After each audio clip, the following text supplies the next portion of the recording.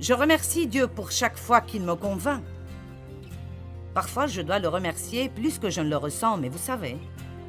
Un jour de la semaine passée, je le remerciais pendant toute la journée. Je disais « Merci Seigneur de m'avoir montré cela. Merci Seigneur parce que... Merci Seigneur de m'avoir montré cela. » Et alors, finalement, j'étais contente que c'était l'heure de dormir pour que tu ne me montres plus rien d'autre.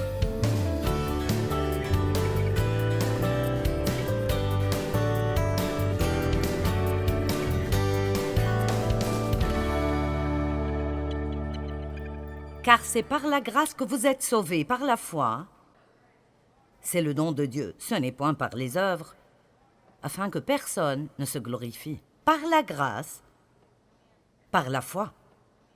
Tout ce que nous recevons de Dieu vient à nous de la même façon, par la grâce, par la foi. Notre foi en Dieu, ou notre foi en ses promesses, n'est pas ce qui nous achète la bénédiction de Dieu, c'est juste la main qui la reçoit. C'est la grâce de Dieu, et sa grâce seule, qui nous donne sa bonté dans notre vie. Nul ne pourra jamais être assez bon pour mériter quoi que ce soit que Dieu fait pour nous. Et cela n'a pas besoin de nous faire ressentir la condamnation. Ça doit nous rendre émerveillés devant la bonté de Dieu. Donc, par la grâce, par la foi. Vous dites, j'aurais aimé avoir de la foi. Eh bien, la vérité est qu'une mesure de foi a été donnée à chacun. Romains chapitre 12. Tout homme, toute femme, tout garçon et toute fille a la foi. Vous avez la foi. Vous avez assez de foi pour faire tout ce que vous êtes supposé faire dans la vie à tout moment donné. Dites, j'ai la foi. Maintenant, votre foi paraît être faible parce que peut-être que vous ne l'avez pas beaucoup utilisée. Ou peut-être que vous utilisez seulement votre foi dans certains domaines. Pendant longtemps, la foi que j'avais en Dieu, je l'exerçais seulement quand il s'agit d'obtenir le pardon pour mes péchés et d'espérer que j'irai au ciel. Je ne savais pas que je pouvais utiliser ma foi dans d'autres aspects de ma vie. Vous ne possédez pas parce que vous ne demandez pas. Si vous demandez dans la foi, vous recevrez. Et laissez-moi juste vous dire maintenant que vous pouvez demander à Dieu n'importe quoi et toute chose. Vous ne pouvez pas demander trop de Dieu. Vous dites, eh bien, et si je demande la mauvaise chose? Eh bien, vous ne la recevrez pas. Donc, vous savez, nous ne devons pas avoir peur. Eh bien, et si je ne devrais pas demander ceci à Dieu? Eh bien, il ne vous le donnera pas.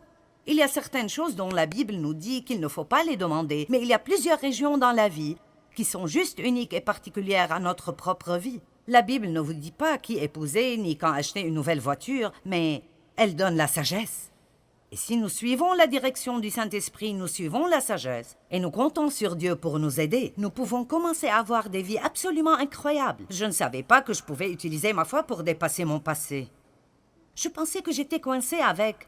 Eh bien, j'ai été une victime d'abus. Eh bien, je ne m'appellerai jamais une victime d'abus maintenant. Jamais. Vous ne pourrez jamais me faire dire que je suis une victime d'abus parce que je ne suis pas une victime d'abus. Je suis une nouvelle création en Christ et je marche dans la victoire.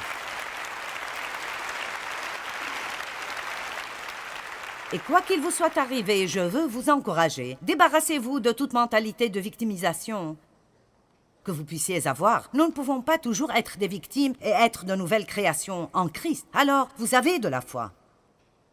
Ce que nous avons fait dans ce ministère, nous l'avons fait par la foi. Vous n'avez vraiment aucune idée, dans le naturel, combien je ne suis pas qualifiée pour faire ceci. C'est vraiment presque hystériquement, ridiculement, drôle. Et pour cette raison, je sais que c'est Dieu. C'est pour cela que dans 1 Corinthiens 1, il est écrit que Dieu a choisi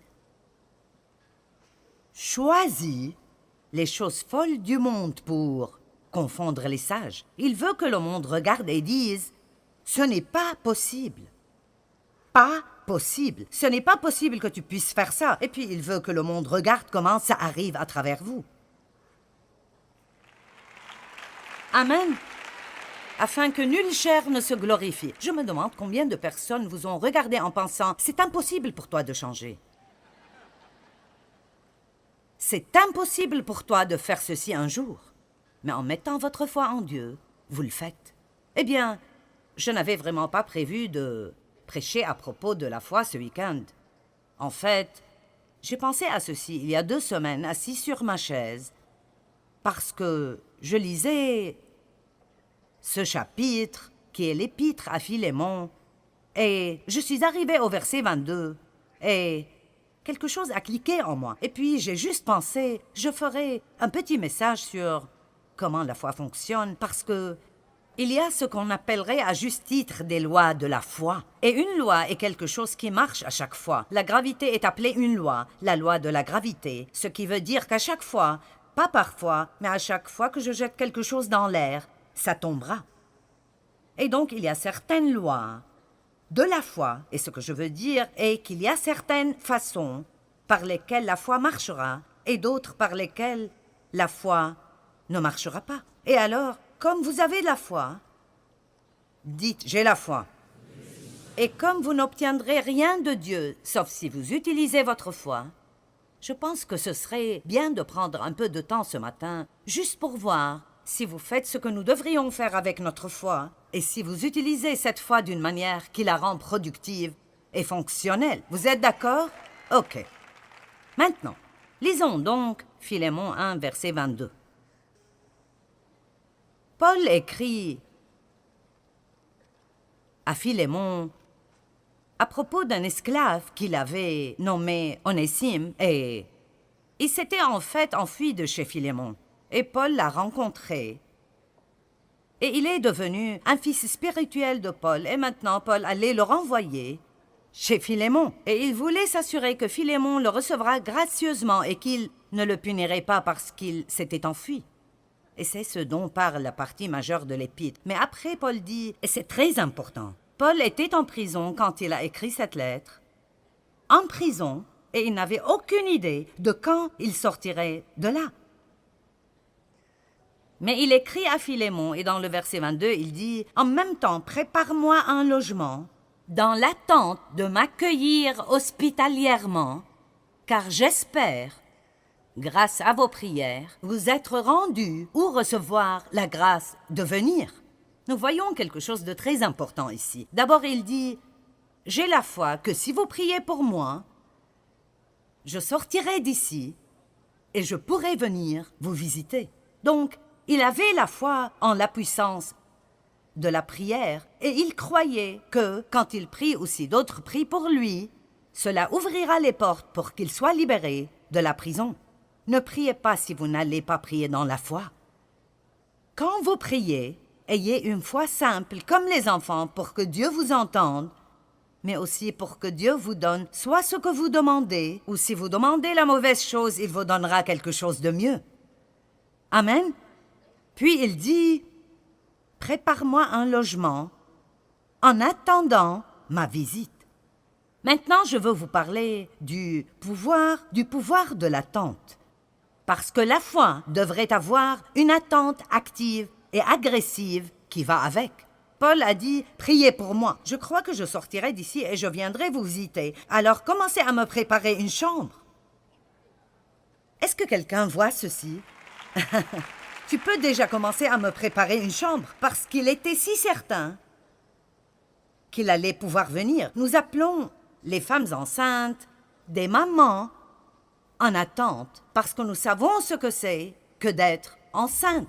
Eh bien, quand vous portez un désir, quand vous portez un but pour votre vie, ou quand vous portez un rêve d'être libre de tout lien, ou vous portez un rêve de faire quelque chose de grand pour Dieu, ou quoi que ce soit, mettre de l'ordre chez vous, ou voir votre mariage guérir, ou quoi que ce soit, ça doit être quelque chose que vous portez, mais vous devez vous y attendre.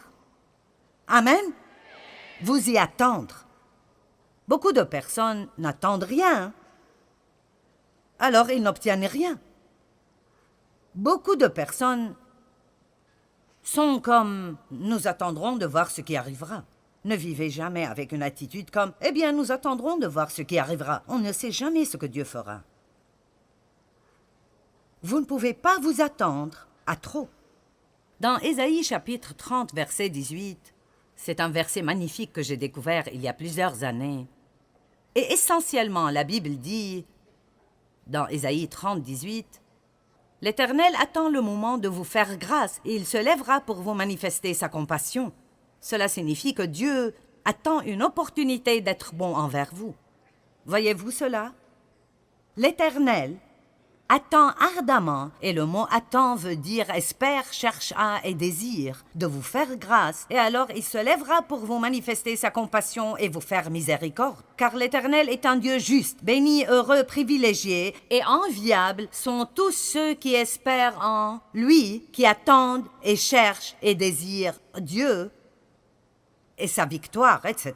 Donc, la simplicité de ceci est, au cas où vous l'avez manqué, que Dieu est assis sur son trône au ciel et il cherche, désire et attend quelqu'un pour être bon avec lui, mais il ne peut être bon que pour quelqu'un qui espère en lui, le cherche, le désire et s'attend à ce qu'il soit bon envers lui. Si vous pouvez juste vous approprier cette chose, c'est assez pour faire une grande différence dans votre vie. Parce que, laissez-moi vous le dire, à quoi vous attendez-vous? Plus de ce que vous aviez dans le passé?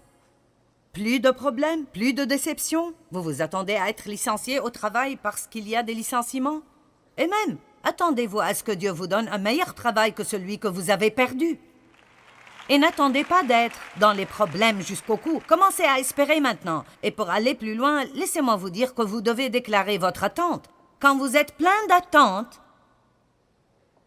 vous parlez de ce à quoi vous vous attendez. Vous ne parlez pas de ce que vous avez. Que quelqu'un écoute cela et le comprenne. Psaume 27, 14. Psaume 27, 14. Attends-toi donc à l'Éternel et espère en lui. Sois fort et affermis ton courage, que ton cœur soit vaillant et endurant. Oui, attends-toi à l'Éternel et espère en lui. Que tout le monde dise « Je m'attends ». Maintenant, nous parlons beaucoup d'Ésaïe 40, 31, et dès que je commencerai à le citer, vous le reconnaîtrez tous. Les gens applaudissent quand on cite ce verset. Mais ceux qui comptent sur l'Éternel renouvellent leur force. Ils prennent leur envol comme de jeunes aigles. Sans se lasser, ils courent, ils marchent en avant et ne s'épuisent pas. Nous devons penser que c'est comme...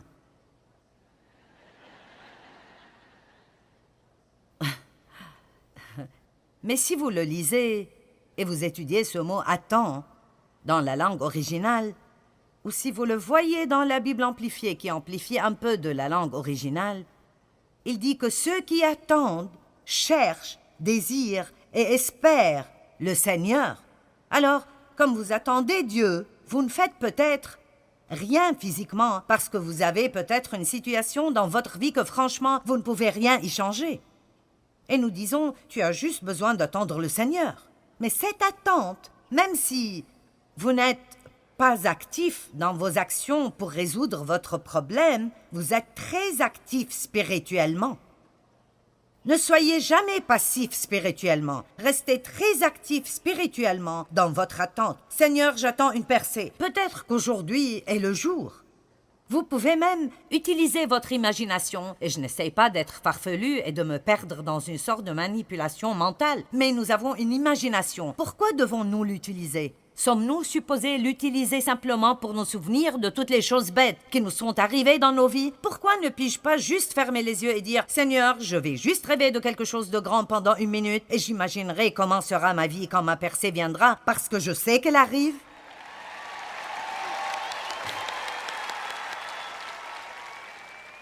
Amen. Donc, la foi est pleine d'espérance. Numéro 2, nous devons comprendre que la foi est la seule chose qui plaît à Dieu. Hébreux 11:6. Sans la foi, il est impossible d'être agréable à Dieu, car il faut que celui qui s'approche de Dieu croit que Dieu existe.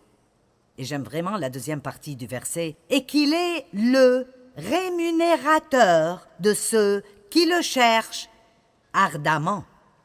Maintenant, Dieu ne veut pas que vous croyiez juste qu'il existe, mais il veut que vous croyiez agressivement que si vous étudiez la parole et vous cherchez Dieu et vous priez d'une façon régulière et vous demeurez en Dieu, vous vous attendez a une récompense. Parce que si vous servez Dieu, le jour de paye vient toujours. Amen. Juste comme vous attendez un jour de paye le vendredi ou 2 fois par semaine ou 1 fois ou 2 fois par mois ou d'après la façon dont vous êtes payé, nous attendons ce jour de paye. Eh bien, nous devons attendre une récompense de Dieu parce que si vous étudiez ce mot récompense, Dieu promet encore et encore et encore dans la Bible que si vous faites la bonne chose et vous prenez les bonnes décisions, que nous allons recevoir une récompense dans nos vies. Peut-être que certains de vous sont dans une période de semaille dans votre vie. Eh bien, les périodes de semaille et de labour ne sont pas si captivantes. Mais un fermier ne sème jamais sans avoir une récolte en tête. Il sème parce qu'il s'attend à une récolte. Il ne sort pas pour labourer et enlever les pierres et planter les graines et arroser ce jardin en pensant « Eh bien, je ne sais pas, je ne sais pas. » Non, il attend une récolte et nous devons semer dans l'espérance. C'est pour cela que même si nous ne donnons pas, nous ne devons jamais donner financièrement au royaume de Dieu juste pour recevoir quelque chose. Ce n'est pas une bonne motivation pour le don. Nous devons donner pour que quelqu'un soit béni et pour honorer Dieu, mais nous devons toujours semer avec espérance, en ayant la foi que puisque je suis obéissant de faire ce que Dieu m'a donné de faire, alors je peux lui faire confiance de répondre à tous mes besoins selon ses richesses dans la gloire en Jésus-Christ. Le don est simplement intelligent parce que vous semez dans votre futur. Sans la foi, il est impossible de plaire à Dieu. Nos actes accomplis sans la foi ne plaisent pas à Dieu. C'est seulement ce que nous faisons dans la foi.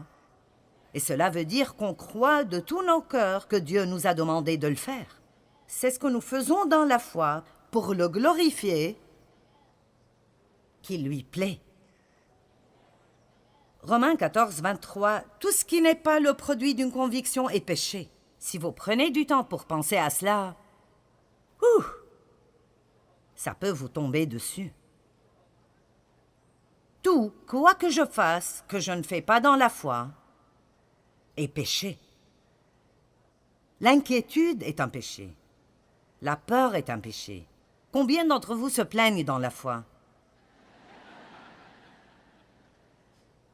Alors cela veut dire que le fait de se plaindre n'est pas juste un « c'est un péché ».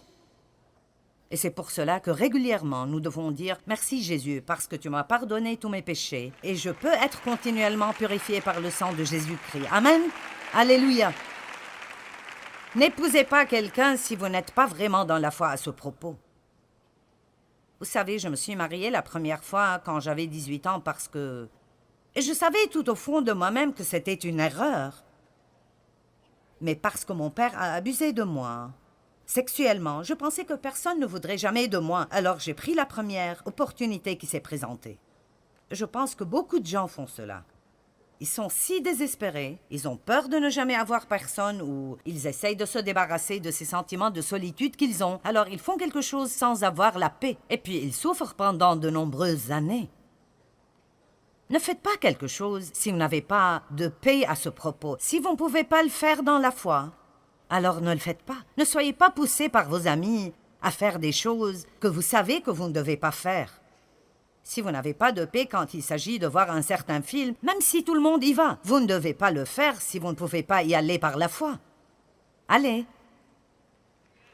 Eh bien, vous êtes plutôt calme après ceci. Maintenant, je ne sais pas pour vous, mais j'aime ce genre de choses. J'aime être défié par la parole. En fait, j'aime quand Dieu me corrige ou me réprimande. Je n'aime pas le fait que j'ai fait quelque chose de mauvais, mais je suis contente de pouvoir recevoir la correction de Dieu. Je ne suis jamais condamnée par elle. Je suis heureuse. Je remercie Dieu pour chaque fois qu'il me convainc. Parfois, je dois le remercier plus que je ne le ressens, mais vous savez... Un jour de la semaine passée, je le remerciais pendant toute la journée. Je disais « Merci Seigneur de m'avoir montré cela. Merci Seigneur parce que... Merci Seigneur de m'avoir montré cela. » Et alors, finalement, j'étais contente que c'était l'heure de dormir pour que tu ne me montres plus rien d'autre. Remercier Dieu chaque jour n'est pas comme cela, mais Apprenez comment être content parce que vous avez ce genre de relation avec le roi des rois et le seigneur des seigneurs, et parce qu'il vous aime assez pour ne jamais vous abandonner dans les problèmes que vous avez. J'aime cela, j'aime cela, j'aime cela. Alors si je me mêle de vos affaires en disant tout ce qui n'est pas le produit d'une conviction est péché, que cela vous rende heureux. Tout ce qui vous met mal à l'aise doit être quelque chose dont vous avez besoin. Troisième point. La foi doit être basée sur la parole de Dieu. Plus que tout, d'abord nous avons la foi en Dieu. La Bible dit « Ayez foi en Dieu ». Je vous ai déjà dit que nous avons tous la foi. Une mesure de foi a été donnée à chacun. Maintenant, ce que vous faites de cette foi est votre choix entièrement. Vous pouvez mettre votre foi en vous-même. Cela ne marchera pas, mais si vous voulez essayer pendant quelques années et être misérable, allez-y. Vous pouvez mettre toute votre foi en des personnes. Et je ne dis pas que nous ne devrions pas faire confiance aux gens, mais je peux vous dire que les gens vous décevront. Nous n'avons pas la capacité de ne pas nous décevoir l'un l'autre car nous ne sommes pas parfaits. Alors, ne donnez pas aux gens la confiance qui appartient seulement à Dieu. Vous pouvez faire confiance à certains, mais n'allez pas trop loin parce qu'au moment où vous regardez quelqu'un et vous pensez « tu ne me feras jamais de mal », maintenant vous avez des problèmes. Ne mettez pas votre foi en le système du monde. Soyez sûr de dépendre de Dieu. Dépendez de Dieu. Notre pays est grand parce que les hommes et les femmes qui sont venus ici dépendaient de Dieu. Et dans notre nation, nous devons retourner à dépendre de Dieu. La politique sans Dieu est une chose dangereuse. La foi doit être bien basée. Tout d'abord, vous mettez votre foi en Dieu. Vous avez peut-être un bon travail et il vous paye bien, mais si j'étais vous, je ne dépendrais pas juste de ce travail pour prendre soin de moi. Dépendez de Dieu. Et si vous avez besoin de plus d'argent, mais vous n'obtenez pas cette augmentation, ne vous énervez pas, mettez votre dépendance en Dieu. Souvent, nous comptons sur la mauvaise source pour qu'elle prenne soin de nous et nous devons toujours regarder vers Dieu. Et si vous allez vers Dieu et Dieu veut que la compagnie vous donne une augmentation, il s'en occupera. Mais s'il veut vous donner d'une autre façon, maintenant parce que vous avez mis votre foi en lui, vous avez ouvert cette grande porte de plusieurs opportunités pour que Dieu vous bénisse. Est-ce que vous m'entendez? Et certains se tournent vers juste une source. Vous vous tournez vers votre travail. Mais cela est faux. Vous devez vous tourner vers Dieu. Dieu, même si les autres ne me donnent pas, si tu décides de me donner quelque chose, alors je l'aurai. Est-ce que vous m'entendez? Je dirai cela de nouveau. Vous devez dire à Dieu, je me fiche de ce que d'autres ne me donnent pas. Si tu veux que j'aie quelque chose, aucun démon en enfer et aucune personne sur terre ne m'arrêtera de l'obtenir. Amen. Alors la foi doit être basée tout d'abord sur Dieu, la foi en Dieu. Ayez la foi en Dieu et puis apprenez la parole de Dieu assez bien pour connaître les promesses de Dieu, pour mettre votre foi en les promesses de Dieu. Maintenant, je ne pense pas que vous ne pouvez pas prier pour quelque chose si vous ne pouvez pas trouver de versets correspondants, mais je pense que c'est sage de remplir autant que possible vos prières de la parole de Dieu. Priez la parole. Priez la parole à Dieu. Rappelez Dieu. D'autres prophètes l'ont fait. Ils rappelaient Dieu tout le temps de ce qu'il a dit. Et vous devez dire, Dieu, tu m'as promis que tu pourvoirais à tous nos besoins et je m'attends à ce que tu fasses cela. Merci pour cela. Tu as promis, Seigneur, que si j'instruis mes enfants selon la voie qu'ils doivent suivre, même quand ils seront vieux, ils ne s'en détourneront pas. Alors, où qu'ils soient maintenant, Dieu, je crois qu'ils reviendront.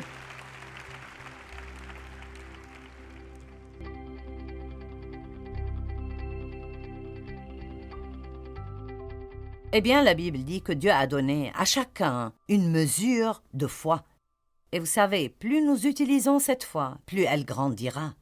Et aussi, nous avons sa grâce qui nous aide. À chaque fois que nous agissons dans la foi, sa grâce, sa puissance et sa capacité viennent à nous pour nous aider à être efficaces dans tout domaine de notre vie. Vous savez, je pense que nous avons besoin d'apprendre autant que nous le pouvons à propos de la grâce parce que la grâce est phénoménalement incroyable. La grâce est la puissance de Dieu qui vient à nous gratuitement et nous rend capables de faire ce que nous avons besoin de faire dans la vie sans aucune lutte, fatigue ou effort de notre côté. La grâce est ce qui nous sauve. La grâce nous pardonne. La grâce nous offre la miséricorde. La grâce est vraiment incroyable.